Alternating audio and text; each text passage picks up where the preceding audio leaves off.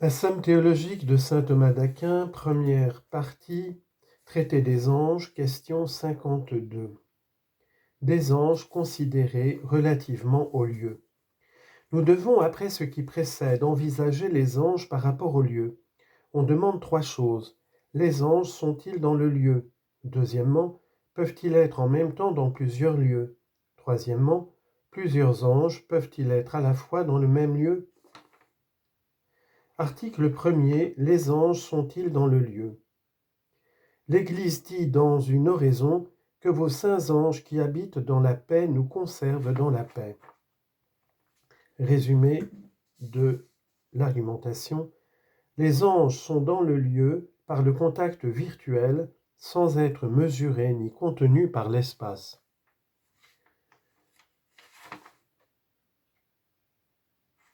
Explication.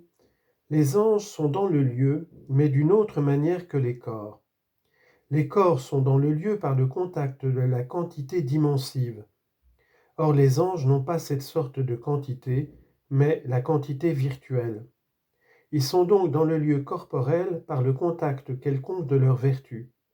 En conséquence, les anges ne sont ni mesurés par le lieu, ni placés dans le continu. C'est là le propre des corps, puisqu'ils sont seuls, encore une fois, la quantité dimensive, puisqu'ils ont seuls, encore une fois, la quantité dimensive. Ils ne sont pas non plus contenus par le lieu, car la substance incorporelle qui touche aux choses corporelles par sa vertu n'en est pas contenue, mais c'est elle qui la contient. De même que l'âme est dans le corps comme le contenant et non comme le contenu. Ainsi l'ange n'est pas contenu dans le lieu corporel, mais il le contient en quelque sorte. Première objection, Boès dit, dans son livre sur la consolation du philosophe, le sentiment commun des philosophes est que les choses incorporelles ne sont pas dans le lieu. Et Aristote dit dans les Physiques, au livre 4, tout ce qui existe n'est pas dans le lieu, mais seulement dans les corps. Or, les anges ne sont pas des corps, ainsi que nous l'avons prouvé précédemment, donc ils ne sont pas dans le lieu. La réponse à cette objection se trouve dans le corps de l'article.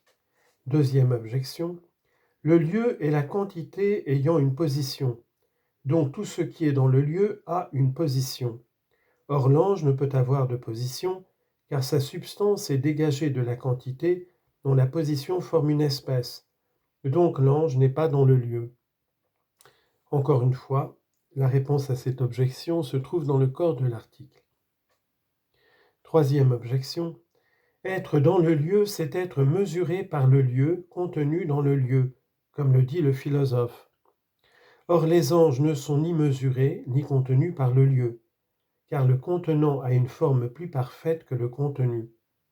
Il suffit pour s'en convaincre de comparer l'air et l'eau, donc les anges ne sont pas dans le lieu.